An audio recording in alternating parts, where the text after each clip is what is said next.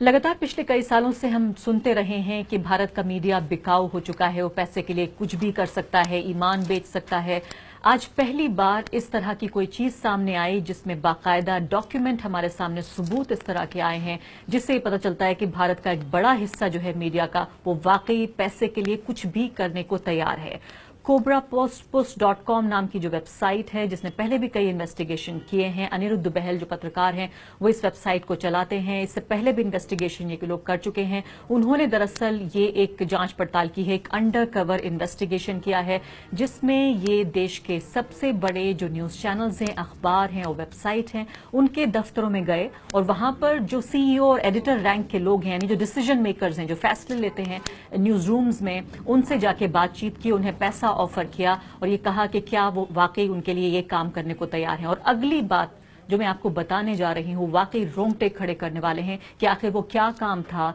जो ये media houses करने को तैयार हो गए। कोबरापोस्ट.com वेबसाइट ये क्लेम कर रही है, ये दावा कर रही है कि दरअसल इन जो न्यूज चैनल्स थे और जो अखबार और वेबसाइट्स थे, उनको कहा गया कि क्या वो सांप्रदायिक खबरें चलाने को तैयार हैं, क्या वो सांप्रदायिक एजेंडा चलाने को तैयार हैं, जिसका फायदा सीधे तौर पर राजनीतिक फायदे के लिए जिसका इस्तेमाल हो सके। इसके अलावा किस तरह से किया जाएगा, 3 महीने तक जो है एक तरह से कैंपेन किया जाएगा जिसमें सांप्रदायिकता से पूर्ण खबरें चलाई जाएंगी एक समुदाय के खिलाफ, जिससे जो है वो राजनीतिक फायदा खास पॉलिटिकल पार्टीज को होगा। इसके अलावा कुछ ऐसे नेता हैं, कुछ ऐसे एक्टिविस्ट हैं, पत्रकार हैं, जिनके खिलाफ, जिनका कैरेक्टर एसेसिनेशन, चरित्र हनन तक करने को ये चैनल्स तैयार हो गए। यानी एक तरफ तैयार हो गए वो लोग जो जहरीली भाषाएं बोलते हैं, सांप्रदायिक भाषा बोलते हैं, उनके भाषण चलाने के लिए, और उसके बाद जो है वो कुछ ऐसे लोग जो कि राजनीतिक तौर पर जो है विरोधी हैं, उनका चरित्र हनन तक करने को तैयार हो गए।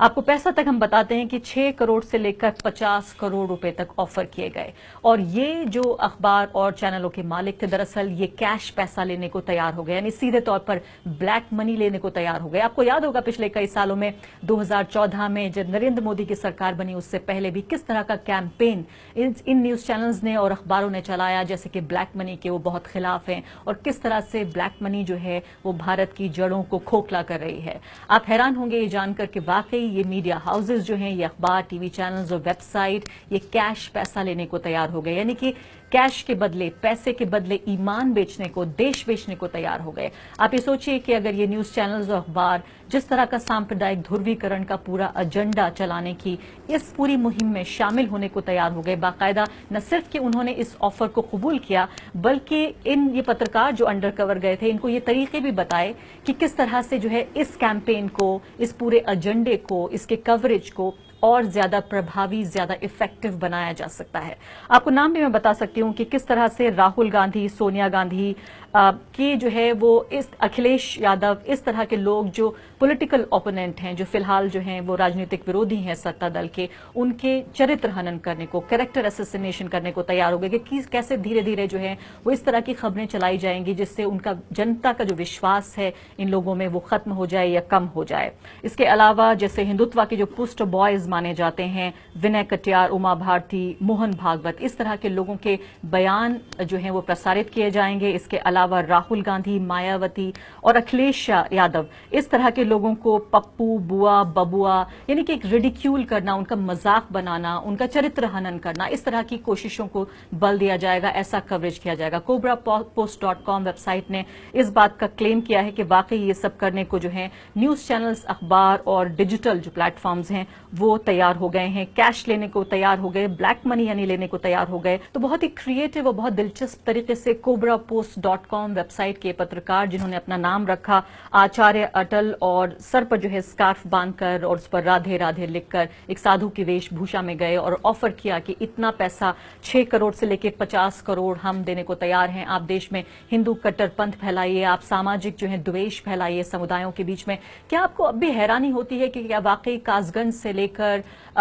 पश्चिम बंगाल से लेकर केरल और त्रिपुरा की तमाम जो घटनाएं हुई हैं, सहारनपुर के जो दंगे हुए हैं, इसमें खास चैनलों का का खास तरह का जो कवरेज है आखिर वो क्यों होता है? क्योंकि अगर ये चैनल्स और ये अखबार जो हैं तैयार हो गए हैं इस तरह का कवरेज करने के लिए, कैश के बदले, ब्लैक मनी के बदले देश और ईमान बेचने को तैयार हो गए हैं, तो फिलहाल जिस तरह का कवरेज हम पहले से ही देख रहे हैं पिछले कई सालों में कि जिस तरह से सामाजिक द्वेष और सामाजिक जो बंटवारा है, जो विभाजन है, उसको गहरा करने की दिशा में किस तरह से ये न्यूज चैनल्स और अखबार जो हैं वो देश और ईमान बेचने को तैयार हुए, शायद अब हमें हैरानी इस बात पर नहीं होनी चाहिए। cobrapost.com वेबसाइट, इन्होंने दावा यह किया है कि दरअसल न सिर्फ कि दिल्ली बल्कि देश के अलग अलग जो राज्य हैं उनमें अलग अलग शहरों में जाकर उन्होंने अलग अलग तरीके से बाकायदा एक पैकेज के तौर पर जो है वो पेशकश की, और न्यूज चैनल्स ने यह भी बताया कि कैसे इस पैकेज को और ज्यादा प्रभावी बनाया जा सकता है, इस कवरेज को। तो ये सिर्फ कि फेसबुक नहीं है, वो विदेशी कंपनियां नहीं हैं जो आपकी पर्सनल इंफॉर्मेशन, जो आंकड़ा, जो डेटा है,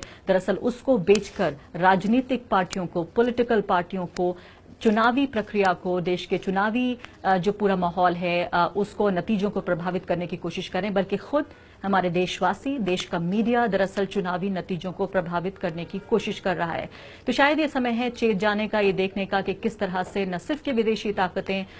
सोशल मीडिया के प्लेटफॉर्म्स जो हमारा आंकड़ा और जो हमारा डेटा है, हमारी जो पर्सनल इंफॉर्मेशन है वो बेचने को तैयार हैं, बल्कि खुद न्यूज चैनल्स भी इसको बेचने के लिए तैयार हैं। तो बेहद दुख और अफसोस की बात यह है कि लोकतंत्र का चौथा खंबा, जिसको दरअसल लोकतंत्र के जो और 3 खंबे हैं उन पर नजर रखने के लिए, उनकी जांच पड़ताल करने के लिए, और किस तरह से जो जनहित की पत्रकारिता होती है, जो पब्लिक इंटरेस्ट जर्नलिज्म होता है, दरअसल उसके लिए ये लोकतंत्र का चौथा खंबा बना था। और इसी तरह से एक विश्वसनीयता बनी कि आम आदमी के लिए पत्रकार जो है पत्रकारिता करते हैं, लेकिन किस तरह से मीडिया का एक बड़ा हिस्सा, मैं ये नहीं कहना चाहती कि पूरा भारत का मीडिया बिक गया है या बिकाऊ है या सेल पर अवेलेबल है, मैं ये कहना चाहती हूं कि भारत का एक बड़ा हिस्सा मीडिया का, कम से कम ये वेबसाइट जो क्लेम कर रही है वो ये है कि वो बिकने को तैयार है, देश को विभाजित करने को तैयार है, इस तरह का एजेंडा जो है वो लागू करने को तैयार है, जिससे देश की जड़ें खोखली होंगी, यानी चुनाव नतीजे प्रभावित होने के अलावा देश की जो जड़ें हैं सामाजिक, वो भी कमजोर होंगी।